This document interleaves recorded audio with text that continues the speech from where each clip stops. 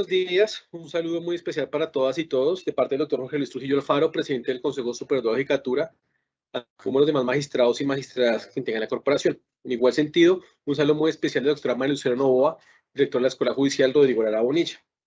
En la mañana de hoy les damos la bienvenida a la conferencia virtual denominada Mujeres, Acceso a la Justicia y Estándares Internacionales, un camino por recorrer. Esto como parte del ciclo de conferencias que se ha desarrollado en virtud de la alianza construida entre el Consejo Superior de la Judicatura a través de la Escuela Judicial, la Cámara de Comercio y la Corporación de Excelencia de la Justicia, cuyo único objetivo es construir espacios académicos reflexivos, serios, críticos, sobre debates recientes en temas de perspectiva de género y acceso a la justicia, así como las obligaciones internacionales y los desarrollos jurisprudenciales en materia del sistema de Naciones Unidas y el sistema interamericano de derechos humanos. Como ya lo mencionaba, nuestra invitada especial desarrolló una conferencia titulada Mujeres, Acceso a la Justicia y Estándares Internacionales, donde ilustraron al auditorio sobre el contexto normativo y jurisprudencial que se ha construido en el derecho internacional de los derechos humanos en materia de acceso a la justicia para las mujeres.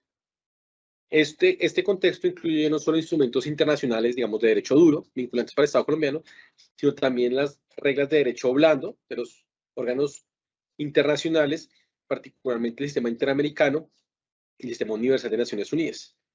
No podemos decir que la aplicación de un enfoque de derechos humanos con perspectiva de género interseccional no es una generosidad de los operadores judiciales, sino que es una obligación internacional. Nuestras simpatías o militancias con los estudios feministas son secundarias. Es una obligación del Estado colombiano aplicar estándares interamericanos de derechos humanos de las mujeres.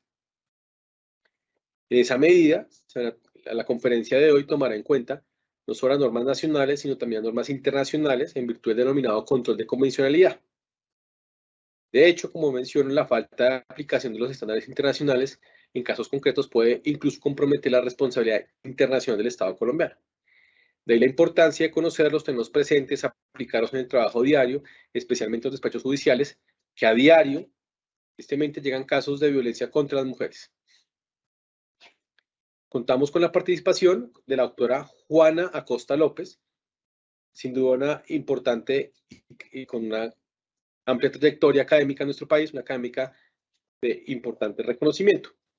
La doctora Juana Acosta López es abogada de la Pontificia Universidad Javeriana de Bogotá, y una maestría en Derechos Humanos y Democratización de la Universidad Externado. Fue la primera colombiana en asistir como becaria al Hauser en Derecho en Estudios Internacionales de la Universidad de Nueva York. Actualmente desarrolla estudios doctorales en la Universidad Autónoma Nacional de México, en la UNAM. Es directora de la Clínica Jurídica de Interés Público y Derechos Humanos de la Universidad de La Sabana. Es juez del Tribunal Especial para la Paz y miembro del Comité Editorial de la Revista Internacional de la Cruz Roja. Doctora Juana Acosta, es un gusto tenerla con nosotros. Siéntase bienvenida y tiene el uso de la palabra.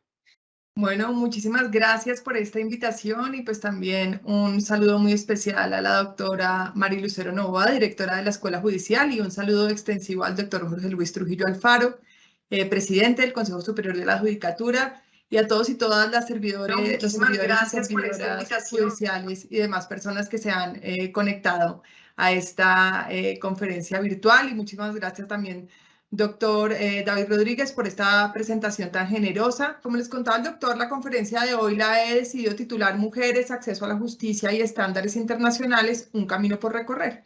Yo quisiera reiterar algo que ahorita justamente se estaba diciendo en la presentación, que es muy importante, y es por qué será que es relevante para cualquier operador de la justicia conocer qué dice el derecho internacional sobre el acceso a la justicia de las mujeres. ¿Por qué esto es importante? Porque hoy es una realidad innegable, innegable. Esté uno o no de acuerdo con la masiva incorporación del derecho internacional de los derechos humanos en los derechos nacionales, lo cierto es que hoy en día es una realidad que el derecho internacional esté incorporado en el derecho nacional y que debe ser no solamente conocido, sino además aplicado por los operadores de justicia. Particularmente, y en esto y antes de iniciar, quisiera comentarles pues que la Corte Interamericana de Derechos Humanos en el año 2009 habló de una figura que ha venido siendo implementada por todos los estados de la región, que es la figura del control de convencionalidad. Y en esa figura del control de convencionalidad lo que la Corte dice es que tanto los tratados de derechos humanos, particularmente la Convención Americana, como lo que las cortes han dicho que significan esos tratados, el contenido de esos tratados, debe ser aplicado por todas las autoridades nacionales, no solamente los jueces, pero muy especialmente los operadores judiciales. De manera que, como lo decía ahora el doctor David, si un juez, digamos, omite aplicar jurisprudencia que constituye obligaciones internacionales, que sean relevantes para una discusión en particular o para un caso específico que se esté conociendo, eso puede comprometer la responsabilidad internacional del Estado. Es decir, que un Estado podría ser demandado ante una corte internacional, Colombia podría ser demandado ante la Corte Interamericana, porque un juez haya, y ya de hecho ha pasado, porque un juez no haya aplicado correctamente las obligaciones internacionales relacionadas con los derechos de las mujeres. Pues porque en el derecho internacional, como ustedes bien lo saben, el Estado responde como un todo y las tres ramas del poder público efectivamente pues responden por la responsabilidad internacional del Estado y pueden generar esta responsabilidad. Bien, entonces dicho eso, yo quisiera contarles un poco cuál va a ser el contenido de la charla del día de hoy. Primero les voy a hablar un poco sobre esa importancia de la perspectiva de género en el acceso a la justicia.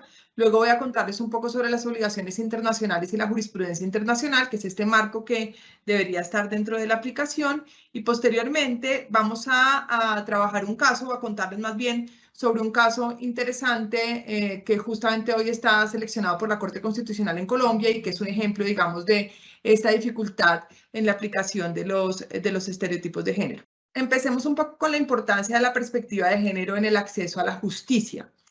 ¿Esto qué significa la perspectiva de género? Y a veces sobre esto, digamos, hay muchas visiones y quizás muchas perspectivas críticas, pero en última la perspectiva de género es ponerse unas gafas. Eso es lo que significa, ponerse unas gafas. ¿Qué gafas? Unas gafas que nos permitan repensar los temas, los asuntos que llegan, por ejemplo, a nuestro conocimiento desde el punto de vista de las necesidades concretas de las mujeres, ¿sí? Facilita por eso repensar las construcciones sociales y culturales de la distribución del poder entre hombres y mujeres. Esto no bajo una perspectiva de una teoría feminista en particular, sino en general uno tendría que reconocer que ha existido en el mundo y en la región una discriminación estructural contra las mujeres y por eso estas propuestas metodológicas que son de análisis de cómo ver los asuntos, de cómo ver los expedientes, de cómo ver las pruebas, de cómo ver los testimonios, pues digamos lo que se pretende es variar la forma en que estas relaciones que han derivado en discriminación, falta de equidad, poco acceso a oportunidades y desarrollo. ¿Y esto qué implica? Por un lado, una visión crítica, ¿no? A la visión exclusiva del mundo en clave masculina, y por otro lado una relectura y significación de la historia, la sociedad, la cultura, la economía y la política. ¿Y por qué esto es importante y por qué esto no es ajeno realmente a los asuntos de la región? Aquí, por ejemplo, les traía yo el caso de María, no es María, sino María Eugenia Morales de Sierra contra Guatemala. Es como el primer caso hito que conoció la Comisión Interamericana en tema de perspectiva de género. ¿Y de qué se trataba este caso? Imagínense, este fue un caso presentado en 1995 contra las leyes del Código Civil de Guatemala que básicamente otorgaban al marido unas potestades realmente desproporcionadas respecto de la mujer.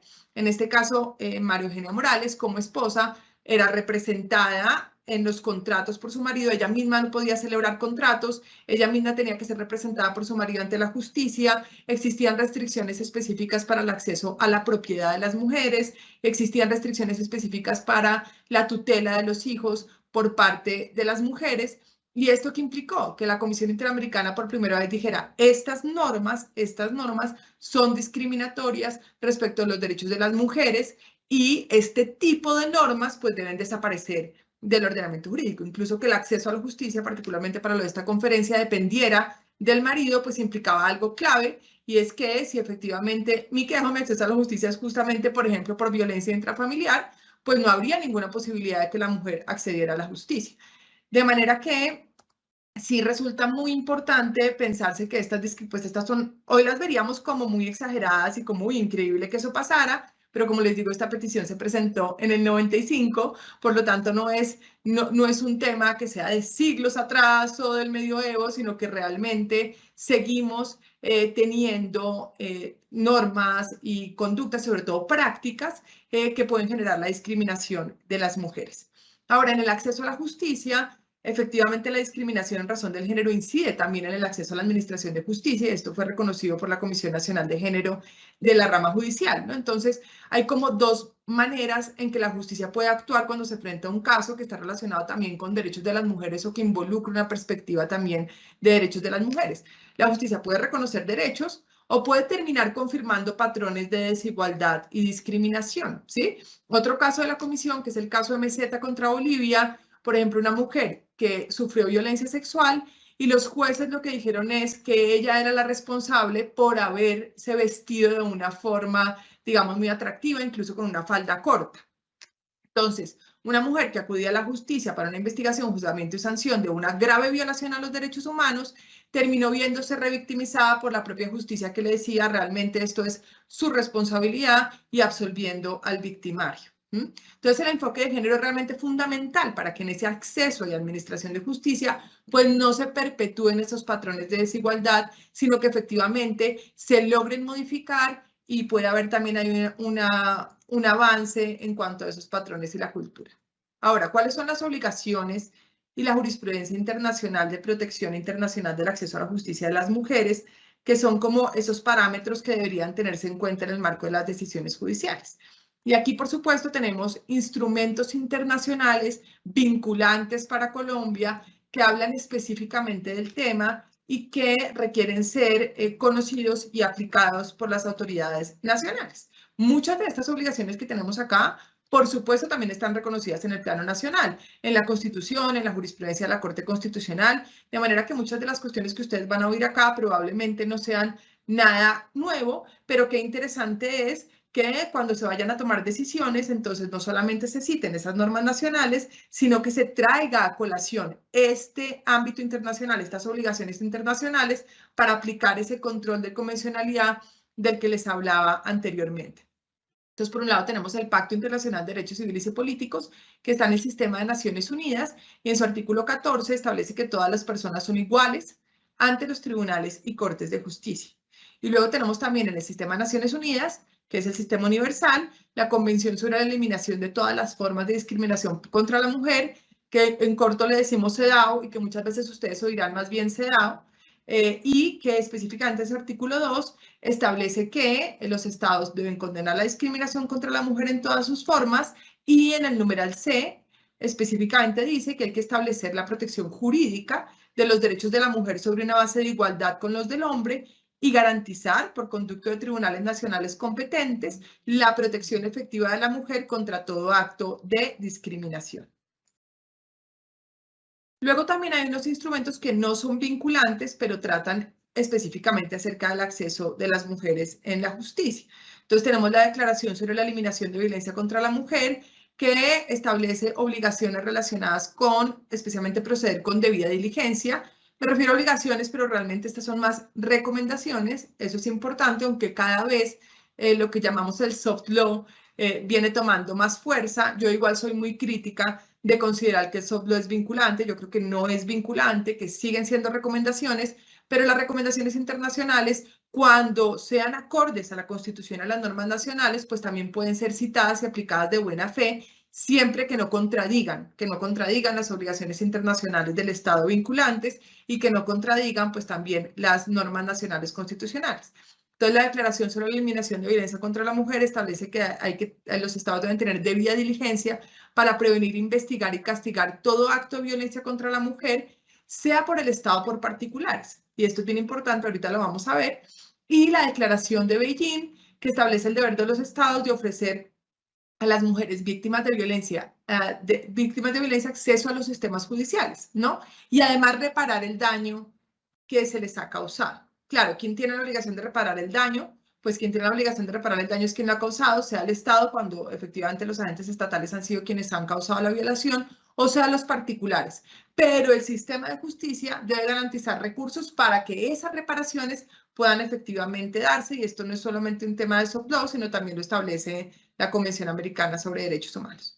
Y luego ya en el sistema interamericano es muy importante para Colombia, pues no solamente porque Colombia ratificó la Convención Americana, declaró que la Corte Interamericana es competente para conocer de los casos, sino además porque con cada vez más fuerza la jurisprudencia de la Corte Interamericana ha venido siendo utilizada tanto por la Corte Constitucional de Colombia como por el Consejo de Estado, incluso la Corte Suprema de Justicia, y pues cada vez más también los jueces de primera y segunda instancia vienen incorporando la jurisprudencia de la Corte Interamericana en muy distintas materias, ¿no? La Convención Americana, que es el tratado vinculante del sistema interamericano en el marco de la Organización de Estados Americanos, establece en su artículo 25 que todas las personas tienen derecho a un recurso sencillo y rápido o cualquier otro recurso efectivo ante los jueces o tribunales competentes que la ampare contra actos que violen sus derechos fundamentales. Y como un tratado adicional a la convención, también en el sistema interamericano, al igual que en el sistema de Naciones Unidas, hay un tratado específico frente a los derechos de las mujeres, que es la Convención de Belén do Pará, que reitera que las mujeres ya específicamente tienen derecho a un recurso sencillo y rápido ante tribunales competentes, y además la obligación de los estados de actuar con debida diligencia para prevenir, investigar y sancionar la violencia contra la mujer y establecer mecanismos judiciales y administrativos, esto es bien importante, necesarios para asegurar que la mujer objeto de violencia tenga acceso a la reparación del daño. La cuestión de los recursos administrativos también es muy, pero muy importante en temas de derechos de las mujeres, porque hay muchas acciones que tienen que ser muy rápidas y de protección, y a veces los recursos judiciales no son suficientes. Aunque, por supuesto, también deben garantizarse pues, eficiencia en la administración de justicia, particularmente a través de las medidas cautelares cuando haya violencia contra la mujer. Estos que les pongo acá en esta diapositiva son como los componentes o los elementos que establece particularmente en general los estándares tanto del sistema universal como del sistema interamericano, como las características que debería tener el acceso a la justicia de las mujeres, ¿sí? Entonces, justiciabilidad, ¿qué significa eso? Que pueda haber un acceso irrestricto de la mujer a la justicia. Por ejemplo, este tema que yo les contaba de que sea el marido el que tuviera que representar a la mujer, pues simplemente es inadmisible hoy en día con las obligaciones internacionales del Estado, así como la capacidad de poder reclamar sus derechos. La disponibilidad, que significa que realmente la prestación de servicios de justicia necesarios puedan estar disponibles para la mujer. La accesibilidad, sistemas de justicia seguros, costeables, esto es bien importante, accesibles físicamente y apropiados a las necesidades de las mujeres. De buena calidad, esto significa que que cumplan con los principios de competencia, eficiencia y, por supuesto, independencia e imparcialidad.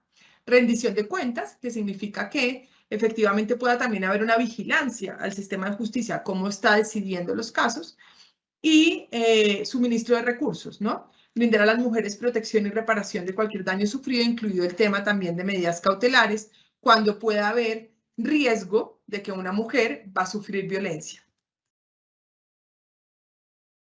Luego también hay unas obligaciones específicas en materia de una obligación que está muy asentada en el derecho internacional, que es la obligación de investigar, juzgar y sancionar graves violaciones a los derechos humanos y graves infracciones al derecho internacional humanitario. Cuando se trata de violaciones o violencia contra las mujeres, esta obligación se ve reforzada, ¿sí? De nuevo, hay que ponerse como unas gafas adicionales. Y esto pues ha sido interpretado a partir de la Convención Americana y la Convención de Belén do Pará, que debe haber una debida diligencia adicional para prevenir, sancionar y erradicar la violencia contra la mujer. Y esto significa que las investigaciones no pueden depender de las víctimas, ¿no? Que tienen que ser investigaciones de oficio y sin dilación, con determinación, rigor, imparcialidad y eficacia.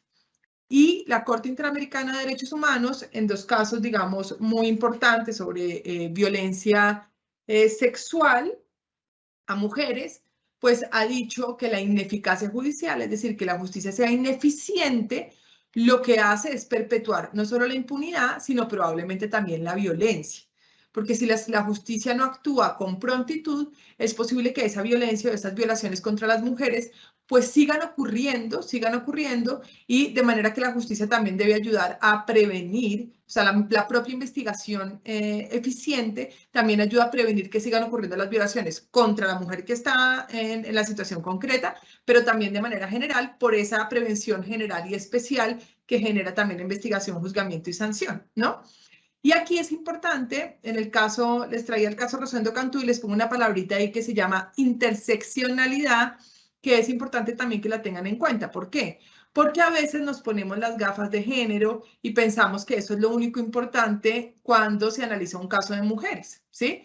Resulta que ahora es importante tener en cuenta las distintas variables de vulnerabilidad de la persona que está relacionada con el caso. Particularmente, por ejemplo, en el caso Rosendo Cantú se trató acerca de la violación sexual de una mujer indígena en el estado de Guerrero, en México, por parte de varios miembros, agentes estatales militares.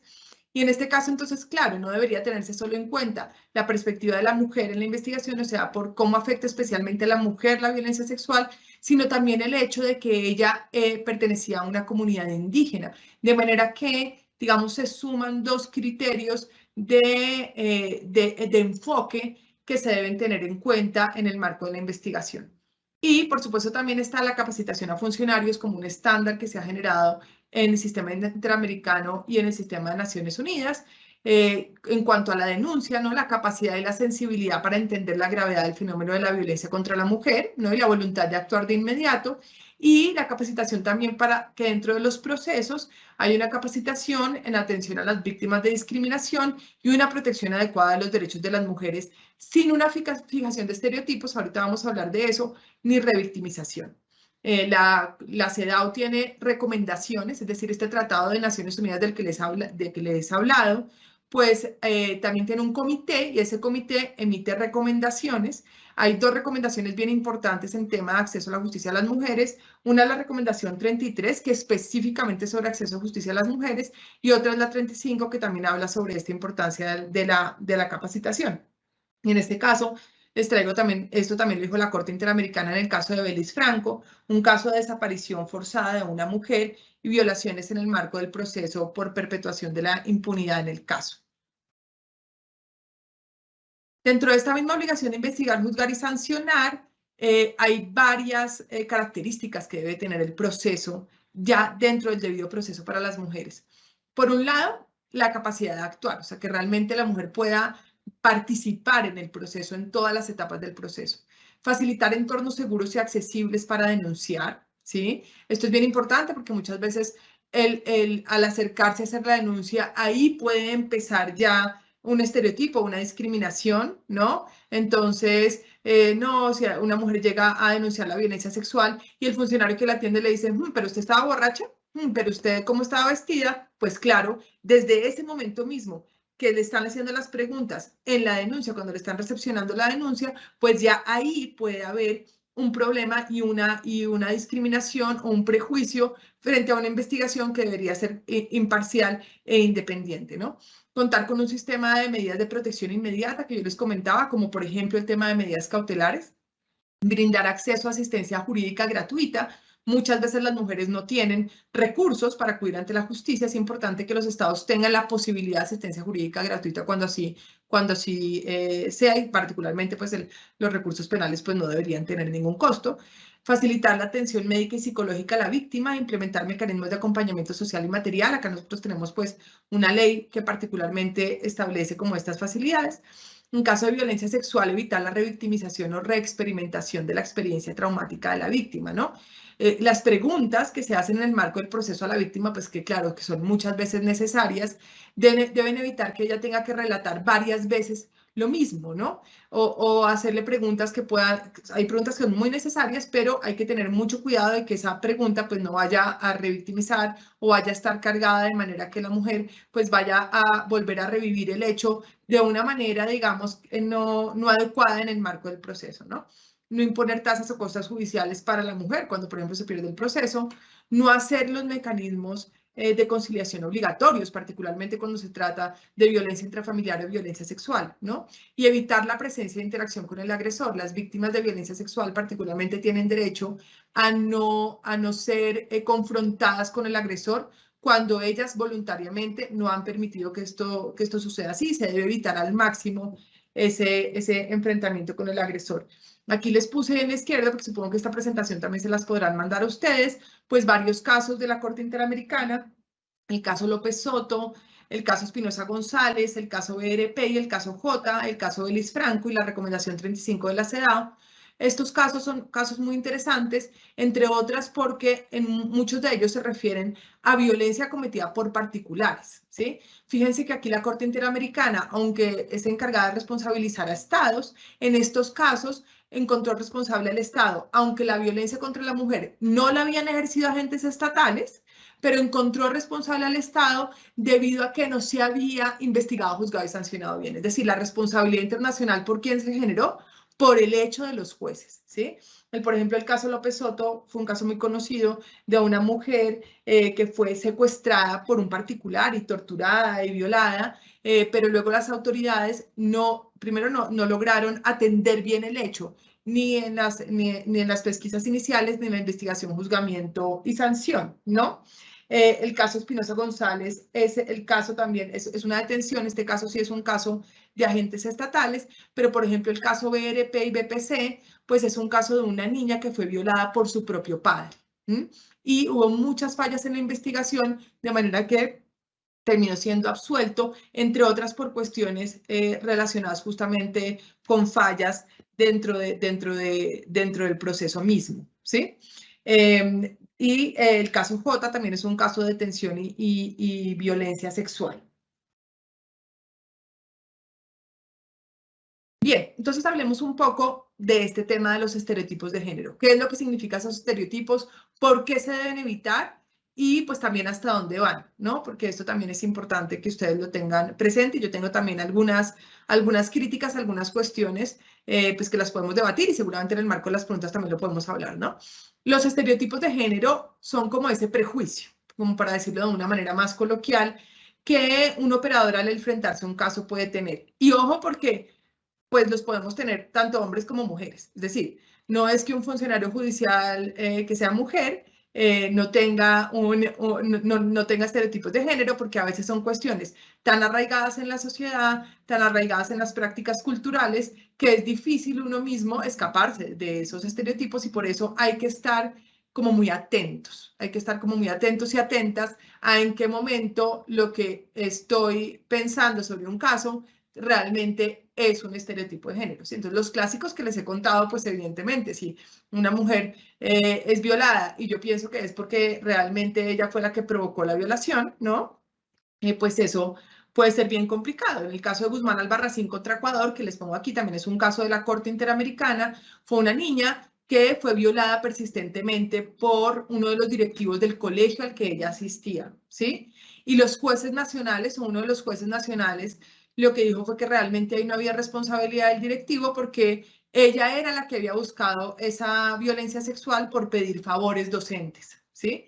Entonces, de nuevo, y esto se trataba de una menor de edad, pues estaba responsabilizando a la niña por una violencia sexual en el caso concreto, ¿no? Y eso justamente es uno de esos estereotipos de género que los jueces deben evitar porque impiden el desarrollo de investigaciones apropiadas, ¿sí? Afectan la objetividad. Entonces, puede ser que a uno se le vengan pensamientos de ciertas cosas y que eso, en virtud de la cultura de las prácticas, pues no, pues siempre y cuando se queden en el interior del funcionario, pues en sí mismos no sean negativos, porque vuelvo y digo, puede ser que eso provenga de cuestiones incluso inconscientes. Pero de ahí objetivizar eso en el proceso, a manifestárselo a la víctima o incluso, pues más grave aún, a que eso afecte la decisión o quede en una sentencia judicial, pues eso sí es un estereotipo de género que genera una violación, una discriminación y pues probablemente una responsabilidad nacional e internacional del Estado, ¿no? Porque distorsionan las percepciones, ¿no? Y dan lugar a decisiones basadas en creencias que son preconcebidas e incluso muchas veces mitos, ¿no? Entonces los órganos judiciales deben ser, por eso, imparciales, justos y no afectar sus funciones con estereotipos de género. En el caso, les pongo aquí un moradito, el caso Manuela, perdón, no es Manuel, sino Manuela contra El Salvador, es un caso que también conoció la Corte Interamericana por un homicidio agravado de un recién nacido, ¿no? Y resulta que ella, en el momento en que quedó embarazada, pues tenía una relación extramatrimonial, ella era una mujer también muy pobre, y los jueces, digamos, a pesar de que eso no era necesario, pues digamos, adoptaron una perspectiva de que efectivamente, debido a que ella estaba avergonzada de esa relación extramatrimonial, pues eso había podido tener un peso bien importante en el hecho de que ella hubiera cometido un homicidio contra el niño recién nacido, ¿sí?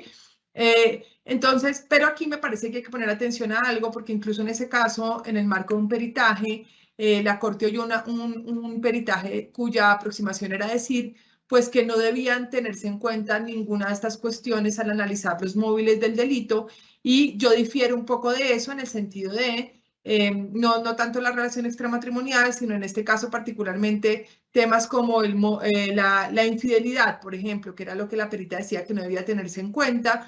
Pues yo creo que siempre que no genere una revictimización en la víctima, pues hay ciertas cosas propiamente de los procesos penales, pues que no pueden simplemente sacarse del todo de la discusión, pues porque, por ejemplo, un móvil de un homicidio, no estoy hablando del caso Manuela, pero un móvil de un homicidio puede llegar a ser la infidelidad. Y el hecho de que sea una mujer la que cometa el homicidio no implica que la infidelidad no pueda ser un móvil. Y esto es bien importante porque pues dentro de las teorías, digamos, justamente feministas, no se puede perder de vista que parte de lo que se espera de igualdad entre hombres y mujeres es que también se reconozca que las mujeres tienen agencia, ¿no? Que no solamente son víctimas, que no solamente son vulnerables, sino que también pueden cometer delitos, y pues estos delitos también deben ser investigados, ¿no? Entonces, pues tampoco se trata de que por virtud de evitar estereotipos de género se dejen de investigar delitos que también pueden ser cometidos por mujeres, ¿no? Esto es clave, por ejemplo, ahorita en el marco de la Jurisdicción Especial para la Paz,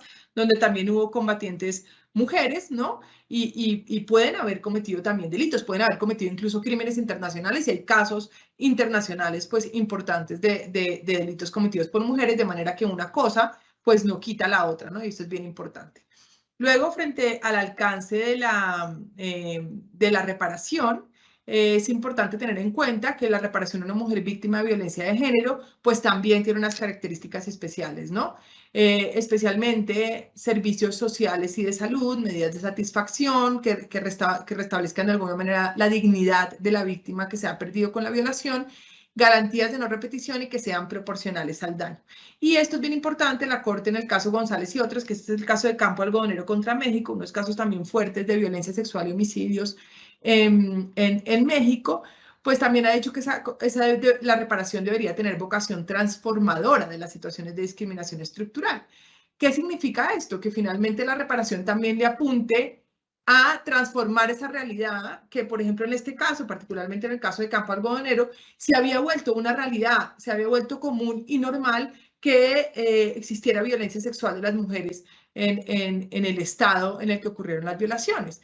Entonces, las reparaciones deberían apuntarle a transformar esa realidad que se ha normalizado, y por eso en ese caso la Corte le ordenó, por ejemplo, a las fiscales adoptar una perspectiva de género en la investigación que evitara que también generara una prevención general que evitara que estas situaciones pues volvieran a ocurrir. Bien, y también yo quería contarles un poco que también hay obligaciones internacionales del Estado, particularmente en la administración de justicia en contextos de transición. Me parecía importante porque es una situación que estamos viviendo ahorita en Colombia, este sistema de justicia transicional, y pues también aquí hay unos deberes específicos de los estados frente a las víctimas de violencia sexual y de género, ¿no?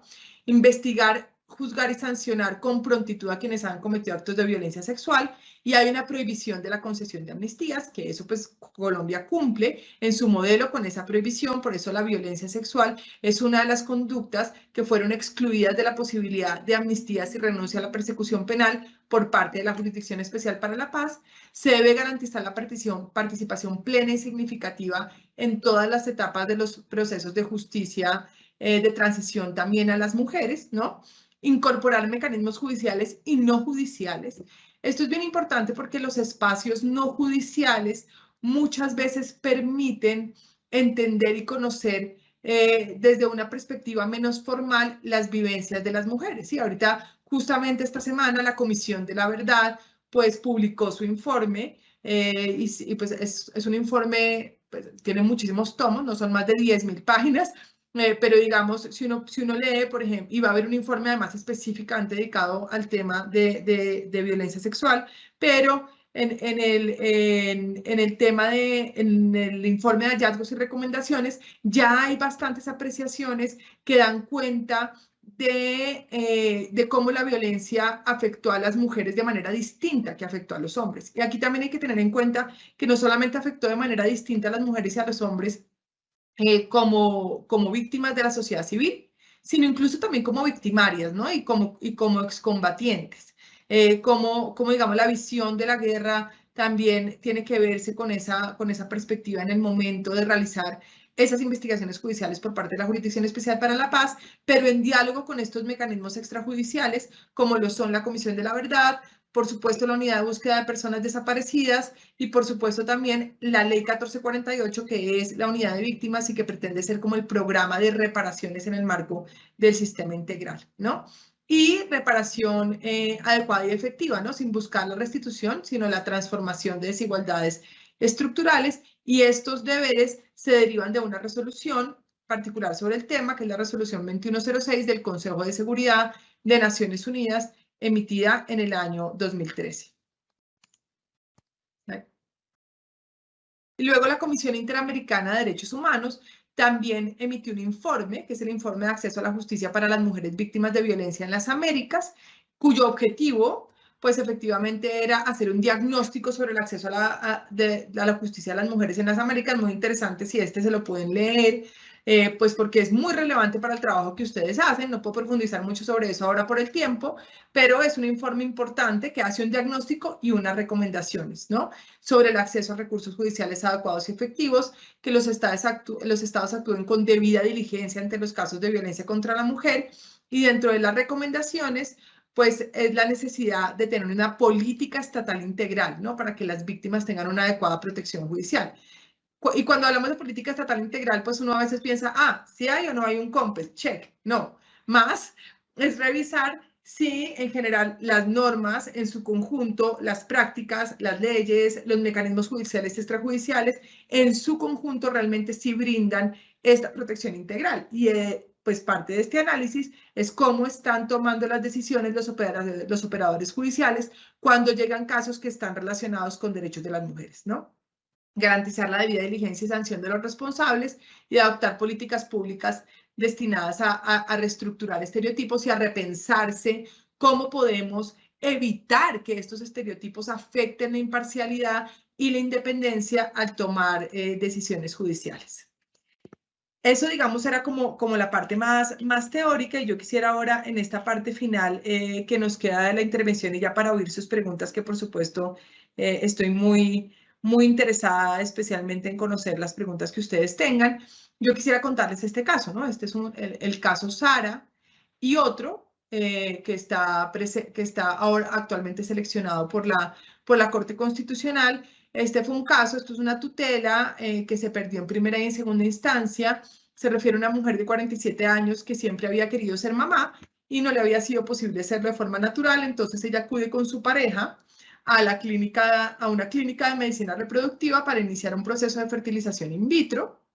Realizó los pagos, se hizo todos los exámenes médicos y hubo la viabilidad de un embrión en el proceso de fertilización.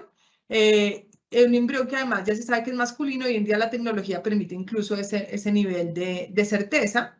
Embrión viable significa que ya podía ser implantado, y ellos firmaron un consentimiento informado en el que se decía que el destino de los embriones, que tienen que ser criopreservados para que efectivamente puedan sobrevivir, sería determinado por la madre en caso de que ellos se separaran. Eso fue lo que decía el consentimiento informado.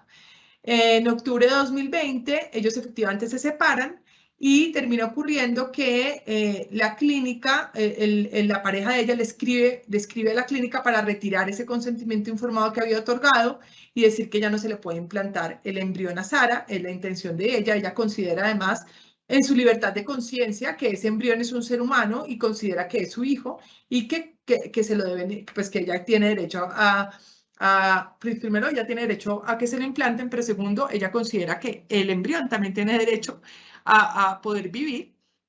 Entonces, la clínica de medicina reproductiva le impide en repetidas ocasiones acceder al embrión, le niega la implantación y entonces ella interpone una acción de tutela. Y luego pierde en primera instancia y en segunda instancia también pierde y ahora la Corte Constitucional selecciona el expediente para su revisión. Porque este caso es importante para el tema que les estoy hablando, para ponerles un ejemplo de un caso concreto de cómo se pueden ver este tema de los sesgos y los estereotipos.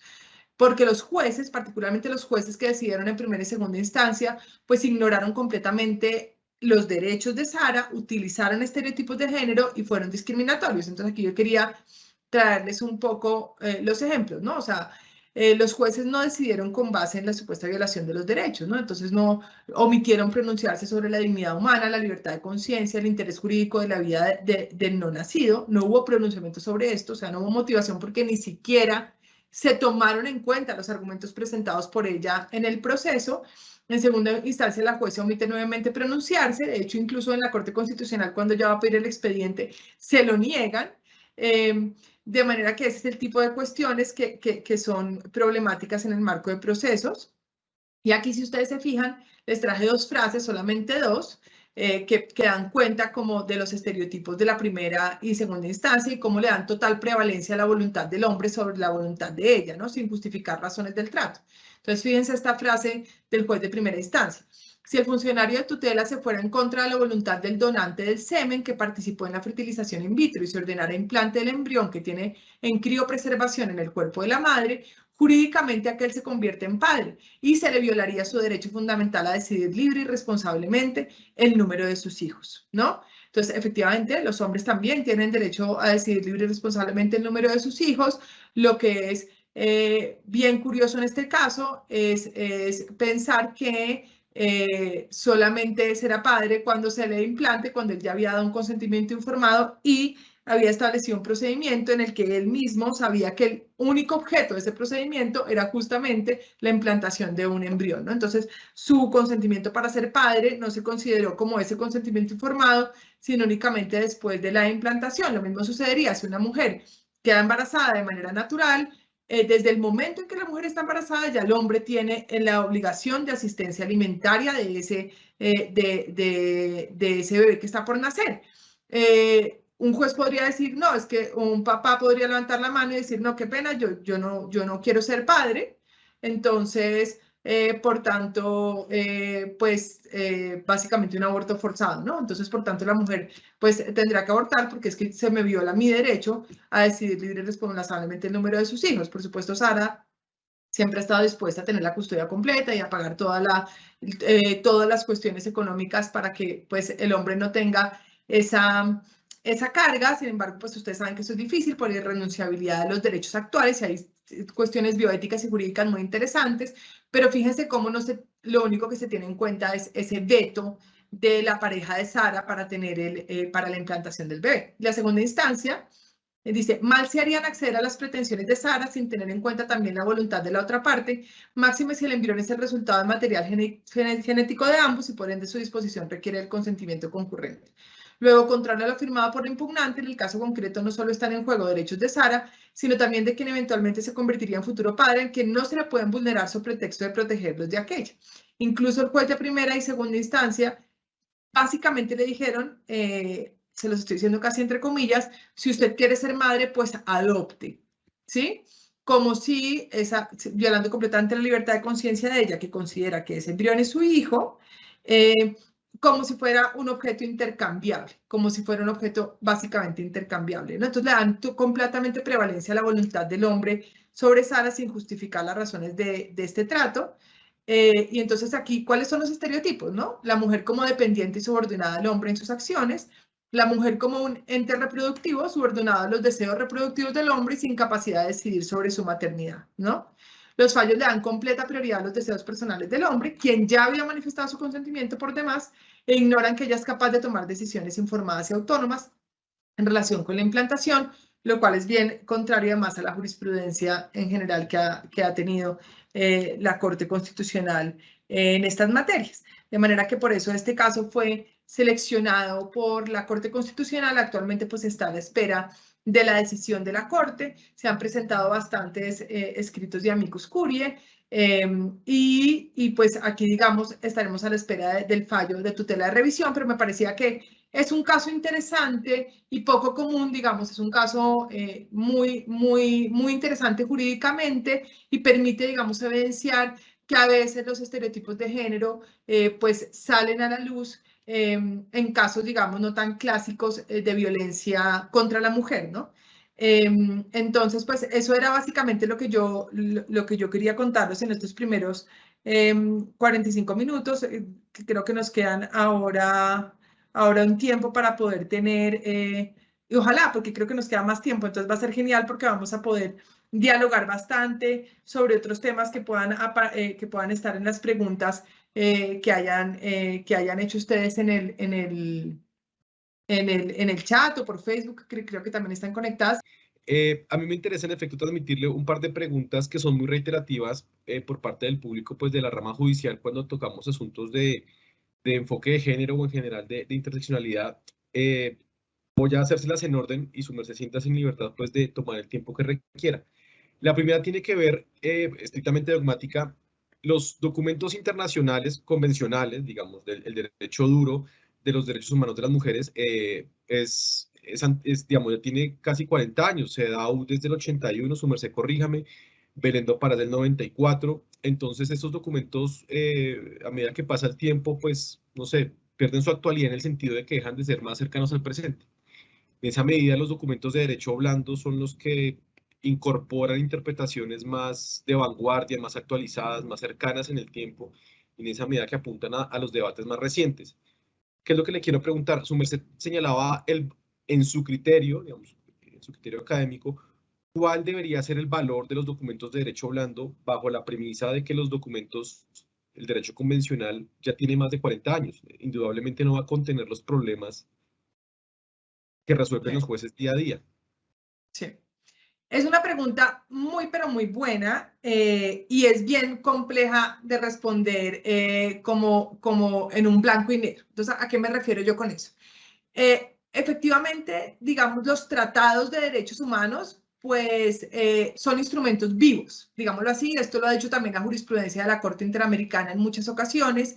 ¿Y eso qué significa? Pues que deben ser interpretados, pueden ser interpretados por los órganos de derechos humanos como a la luz de las necesidades también de los tiempos y de los cambios culturales y políticos.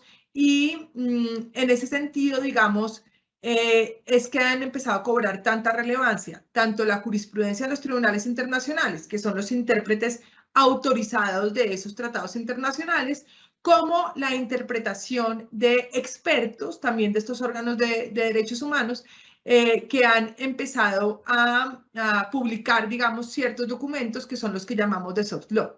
Por ejemplo, declaraciones, recomendaciones, particularmente las derivadas de los tratados son muy importantes. Esta recomendación, por ejemplo, número 33 o 35 del Comité de la CEDAW, pues son recomendaciones que sin duda dan luces sobre cómo interpretar los tratados. Y cómo interpretarlos pues a la luz de los tiempos, ¿no? A raíz de las necesidades que van surgiendo en el marco de las sociedades. Pero digamos hay que distinguir dos cosas. Lo primero, la respuesta clásica del derecho internacional, que no puedo dejar de decir porque soy profesora de derecho internacional y creo que uno no puede, digamos, pensar que esos instrumentos son vinculantes en sí mismos, ¿sí? Son los tratados ratificados por los estados los que realmente configuran obligaciones internacionales, ¿bien?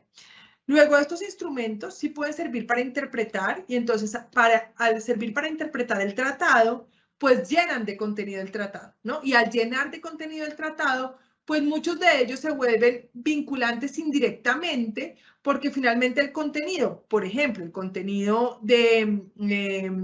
del artículo 14 del Pacto Internacional de Derechos Civiles y Políticos sobre Igualdad, pues termina siendo, termina llenándose de contenido a través de estos instrumentos del soft law, y mucho más cuando son los tribunales internacionales los que incorporan estos documentos de soft law al contenido de los tratados, que la Corte Interamericana también lo ha hecho. Hay un caso muy famoso que es el caso de Niños de la Calle contra Guatemala, en donde la Corte creó una figura que es la figura del corpus juris, del derecho de los niños. Y la Corte dice, para interpretar el artículo 19 de la Convención, que se refiere a los derechos de las niñas y las niñas, pues no se debe interpretar solamente el texto de ese artículo, sino mire todos los instrumentos internacionales de Naciones Unidas y recomendaciones en relación con los derechos de los niños que hacen parte de ese corpus juris, ¿sí? Y entonces, finalmente, terminan llenando de contenido el tratado y la responsabilidad internacional del Estado termina siendo evaluada a la luz de todo ese marco, de todo ese corpus. No obstante, yo sí creo que hay que tener cuidado con una cosa, y es valorar, que era lo que yo decía, si esos, cuál es el alcance de esos instrumentos no vinculantes, para qué han sido expedidos, cuál es el público y si eso no contradice expresamente las que sí son obligaciones internacionales del Estado o crea obligaciones que realmente los Estados no han ratificado, ¿sí? Probablemente en su mayoría no sea así, pero yo sí creo que hay que tener mucho cuidado de no volver vinculantes estándares muy específicos. Por ejemplo, había una discusión sobre cárceles, algunas recomendaciones decían que las cárceles debían tener tanto metraje, ¿sí? Y eso se volvía una recomendación de soft law.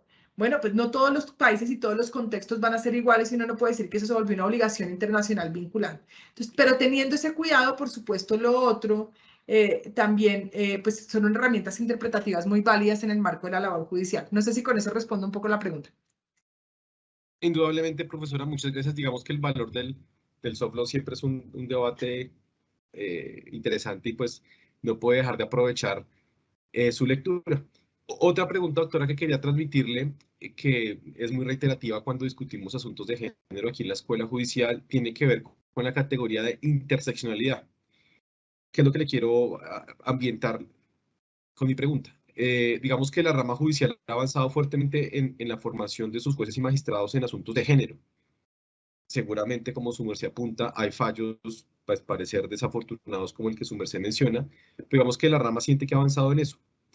En cambio, el camino por recorrer, como apunta su conferencia, está por hacerse todo en temas de interseccionalidad. Su merced podría profundizar, explicarnos a qué se refiere la interseccionalidad, cómo se aplica, si pasa como con un asunto de género que es una obligación convencional. Sí. Sí, es una pregunta muy interesante porque justamente sí ha sido más reciente, ¿no? Entonces la perspectiva de género viene como de más atrás y las obligaciones de ponerse las gafas de género vienen como de más atrás.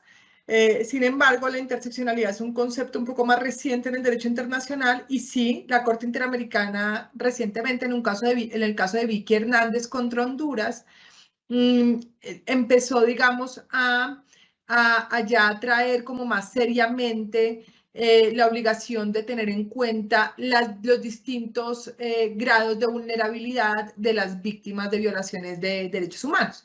De hecho, en Colombia también la Jurisdicción Especial para la Paz, ya dentro de sus estándares y reglas, ya está también teniendo en cuenta este criterio de interseccionalidad. Igual, si ustedes leen el informe de la Comisión de la Verdad, también se está teniendo en cuenta la interseccionalidad. ¿Y esto qué implica?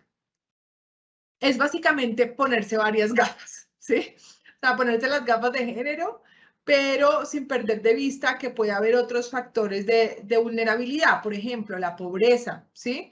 Por ejemplo, la condición de una mujer que pueda ser indígena, por ejemplo, la raza, ¿sí? O sea, la etnia en general, no solamente una mujer indígena, sino en general el criterio étnico, por ejemplo, la situación de discapacidad, ¿sí? Son distintos, o por ejemplo, el caso de que sea una niña, que también es un factor de vulnerabilidad de la niñez. Entonces, los distintos criterios de vulnerabilidad deben tenerse presentes al momento de tomar una decisión valorando los enfoques. Ahora, yo sé que existe la preocupación de, voy a decirlo muy coloquialmente, bueno, pero ¿eso cómo se hace? O sea, ¿eso cómo se come? O sea, ¿cómo es que usted me dice a mí que aplique 50 enfoques? Y ahora hágale usted hacerlo como lo haría si fuera juez. Y yo creo que esa es una pregunta súper válida. De ahí que nosotros, digamos, sí hemos venido, digamos, haciendo un llamado de atención por ejemplo, en el marco de la justicia transicional, que es donde yo trabajo bastante, aclararle un poco más al operador de justicia qué significa eso en la práctica como operador judicial. O sea, qué es lo que se le va a exigir, ¿sí? Y yo creo que ahí hay un camino por recorrer porque yo creo que eso no es absolutamente claro. ¿Cómo se aplica el enfoque? O sea, al final, ¿qué es lo que se le va a exigir al juez cuando hay distintos grados de vulnerabilidad? Eso todavía, yo creo que es un camino que incluso deben ir construyendo los propios operadores de justicia. O sea, a través de buenos ejemplos en decisiones judiciales, ¿sí? Por ejemplo, digamos, en el caso de Campo Algodonero contra México, yo escribí justamente un artículo de crítica un poco a la Corte porque solo tuvo en cuenta que eran mujeres, pero no tuvo en cuenta que eran pobres, que eran mujeres pobres que trabajaban en maquilas. Y eso, sin duda, hubiera podido afectar también la visión que ellas podían tener sobre la gravedad de la violencia sexual en sus vidas, siendo mujeres que además tenían pocos recursos. Si además, por ejemplo, el criterio de pobreza puede afectar el tema, por ejemplo, de acceso a la justicia, cuando se ponen costas o cuando hay costos específicos para acudir al proceso. Eso en sí mismo ya es ponerse las gafas, no solo de mujer, sino también de la vulnerabilidad por pobreza. Pero tampoco se puede, ¿qué es lo que también significa esto? No es conocer que hay otras situaciones. Por ejemplo, una mujer en situación de discapacidad, pues que no sea una decisión que tenga en cuenta todos los tratados de Naciones Unidas sobre mujeres, pero no revise que hay una convención de personas en situación de discapacidad que probablemente también tenga cuestiones específicas de acceso a la justicia de personas en situación de discapacidad y por tanto no puedo perder de vista que no solamente se trata de una mujer, sino una mujer en situación de discapacidad. Entonces, por ejemplo, unos espacios accesibles, ¿sí? O si se trata de una discapacidad, por ejemplo, auditiva, pues que yo además no es solamente tener perspectiva de género, ¿no? Es una violencia sexual de una mujer que no puede oír, pues yo tengo que garantizarle que pueda expresarse en el marco del proceso, ¿sí? Y eso ya me garantiza que yo estoy aplicando un enfoque interseccional, porque estoy teniendo en cuenta, no la confronto con el agresor, enfoque de género, pero además le permito que pueda participar siendo una persona en situación de discapacidad y entiendo esta situación, entonces ahí ya hay un enfoque interseccional. No sé si con esto me explico. Sin duda, profesora, muchas gracias. Y en efecto, pues aplicar una mirada interseccional como siguiente paso de la justicia de género es algo que aún reta a los jueces y magistrados del país. La última pregunta creo que tiene que ver con los horizontes de nuestro país en el futuro cercano. Y es, ¿considera usted que la paridad de género en las altas cortes, concretamente en la Corte Constitucional, que por primera vez pues tiene 5 magistradas en sala plena, promueve una perspectiva interseccional de las decisiones judiciales? Una perspectiva interseccional, ok, eso es muy interesante. Mira, yo creo que sin duda ha habido una evolución en los últimos años. Actualmente hay más mujeres en el sistema judicial que hace 30 o 40 años, sin duda, como lo decía pues también el ex juez Diego García Sayán. Y contar con más juezas pues sigue siendo una necesidad, ¿sí? Este llamado además debe extenderse también a tribunales internacionales, ¿no? No solamente a los tribunales nacionales. Pues porque definitivamente pues eso permite traer una perspectiva de género a los procesos, lo cual no significa que si el juez es un hombre no pueda traerse la perspectiva de género y de nuevo digo, tampoco significa que si la jueza es una mujer no tenga estereotipos. Por ejemplo, en el caso Sara, que les conté ahorita, una de las juezas era mujer y aún así pues manifestó estos fuertes estereotipos de género, ¿no? Yo creo que las ventajas de tener mujeres es que sí se promueven escenarios de diálogo más diverso, ¿no? En el cual no solo haya hombres, digamos que pueden tener buenas intenciones, que pueden ser excelentes juristas, pero que no tienen esa experiencia de haber vivido también esa discriminación estructural, pero frente a la perspectiva de la interseccionalidad, yo también, digamos, creo que tampoco se trata, y aquí yo sí tendría una crítica grande, de que la selección de los jueces empiece a darse única y estrictamente con criterios de diversidad, ¿sí? Porque eso va a ser imposible, ¿sí? Entonces, si yo tengo que garantizar que la Corte Constitucional tenga juezas mujeres, pero además jueces en situación de discapacidad, pero además jueces que tengan, pues que provengan de grupos étnicos, que también sería muy valioso, ¿no? No digo que no debe pasar, Pero digo, hacer esto una exigencia rígida, pues también vuelve la selección de los jueces como una selección en la que el único criterio sea la diversidad, y eso yo creo que también, pues no necesariamente es lo más sano, ¿sí? Yo creo que más importante que eso, pues es uno tener en cuenta que el acceso a las mujeres a la justicia no es una cuestión solo de que apliquen perspectiva de género o solo de que apliquen perspectiva interseccional. La cuestión de tener mujeres en la justicia es porque ha existido una discriminación estructural del acceso a las mujeres a altos cargos públicos y a las altas cortes, ¿sí? Entonces, no es solamente porque aporten perspectiva de género. De hecho, jueces hombres pueden a veces hacerlo muy bien y a veces mucho mejor que otras juezas mujeres, sino que es que se tienen que empezar a cerrar las brechas del acceso a las mujeres a la política, a los altos cargos, a las decanaturas, a las altas cortes, y esto, digamos, es un tema ya de igualdad de los derechos de igualdad más básicos de la sociedad, que pues son un rezago justamente a la discriminación estructural. Entonces, si bien yo creo que aporta a la perspectiva de género, la perspectiva interseccional, tener distintas experiencias y visiones de los jueces dentro de las cortes, pues este no es como el único criterio que invita a que haya más mujeres en la administración de justicia. Muchas gracias, profesora. Nuestro agradecimiento muy especial a la doctora Juana Acosta López por su generosidad, quien desde su amplia trayectoria profesional y académica nos ha ilustrado acerca de la importancia y la perspectiva de género en el acceso a la administración de justicia y las obligaciones internacionales y desarrollos jurisprudenciales en esta materia, puntualmente pues fundados en la jurisprudencia del Sistema de Naciones Unidas y el Sistema Interamericano.